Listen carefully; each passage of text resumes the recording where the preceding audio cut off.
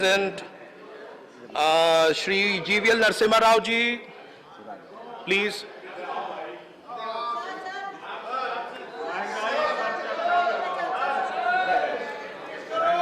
Please start. Yeah. Sir,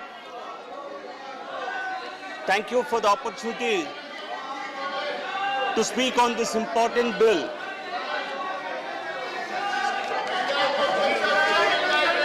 Please commence, please commence. Thank you, please commence. Please commence. Shri GVL Narsimha ji, Yeah. please. Thank you, sir. Thank you for the opportunity to speak on this bill, important bill relating to weapons of mass destruction.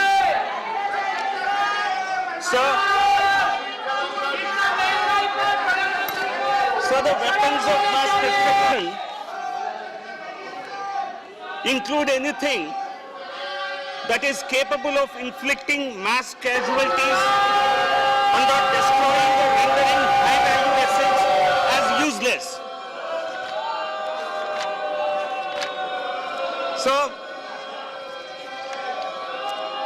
in the hands of state actors as well as non-state actors, weapons of mass destruction can cause a much greater scale of damage than any conventional weapon can cause.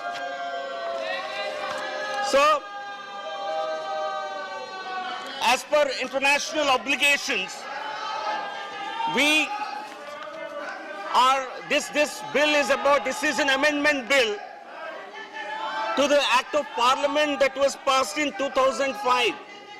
The Weapons of Mass Destruction and their Delivery Systems, Prohibition of Unlawful Act 2005. We are seeking to amend this bill through this. We are seeking to amend this act through this bill. What is this amendment all about? I would like to broadly mention why this amendment is necessary. The 2005 Act did not have any provisions criminalizing financing of activities related to weapons of mass destruction. So therefore, in this particular Act of 2005, we are seeking to insert a new provision as 12A, which will appear after Section 12 in the Act, sir. The Section 12 in the original Act related to prohibition on brokering. The Section 8 of the previous Act related to prohibition relating to weapons of mass destruction.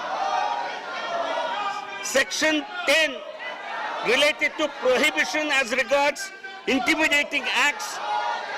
Section 11 related to prohibition of export. And Section 12 refer to prohibition on brokering.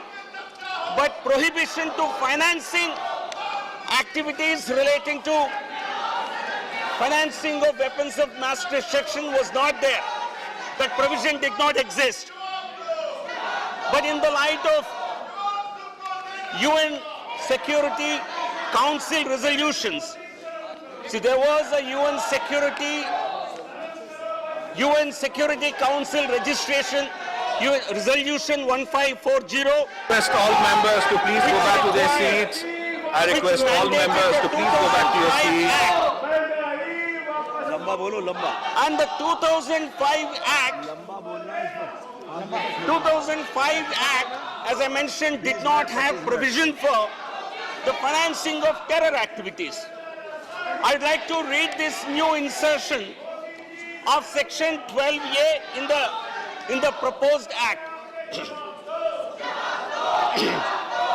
So the Section 12A reads as follows: no person shall finance any activity which is prohibited under this Act, the Weapons of Mass Destruction Act 2005, or under the United Nations Security Council Act 1947 or any other relevant rules or acts, any other relevant act for the time being in force, or by an order issued under any such act in relation to weapons of mass destruction and their delivery systems. So this has become necessary because of the Financial Action Task Force, which requires new safeguards to be introduced in the acts for being able to control financing of mass destruction activities in our territory. So the 12A2, the new insertion, it allows the government, it gives the government the power to freeze, seize or attach funds or other financial assets or economic resources. Sir, I think the members of the opposition must understand the significance of this legislation. This is a very important legislation aimed at controlling finances to weapons of mass destruction and terror activities. It's highly unbecoming of some members to disturb such an important discussion in this house, sir, because this discussion was supposed to have happened last Thursday. Point of order cannot be taken. This was that is the ruling of the Honorable Chair. When the House is not in order, participate in this point of debate. order cannot be taken. And the manner in which the opposition is disturbing discussion is extremely disturbing, sir. So, this amendment also allows the government to freeze, seize, attach funds owned or controlled wholly or jointly, directly or indirectly by such persons who are accused of funding or financing activities relating to weapons of mass destruction. It also allows the government to freeze assets held by them or on behalf of them or at the direction of Honourable such member, you have another 2-3 minutes to conclude. So it's all, You have another 2-3 minutes. And it has very stringent provisions for confiscating assets, freezing assets of such persons, and the original act also allows such persons to be convicted for a period of up to 5 years. So this is a very important legislation. This legislation will enable our agencies, will enable us to control terror operations in our country, will also allow us to fight the enemies of terror in this country. So, let us take a look at the record. Please conclude. Please conclude. Your time is running out. Please conclude. Sir, because I've been disturbed, please allow me a few more minutes. I've not been able to make my point, sir. Sir, in this country, we have seen how terror has been politicized by governments.